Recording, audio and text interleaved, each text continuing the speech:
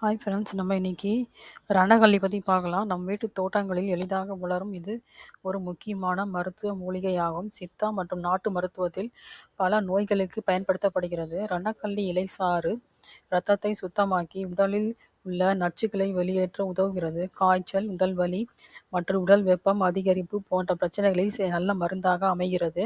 சிறுநீரக கற்கள் மற்றும் சிறுநீர் பாதை தொற்றுகளுக்கு ரணக்கல்லி மிக சிறந்த மூலிகை. இதை சாறு சிறுநீரை சுத்தமாக வெளியேற செய்து கற்கள் உருவாகவும் தடுக்கிறது. ரணக்கல்லி இலை சாறு இருமல், சளி, ஆஸ்மா, சுவாச பிரச்சனைகளை சரி செய்கிறது. நுரையீரல் சுத்தமாக வைத்திருக்க உதவுகிறது.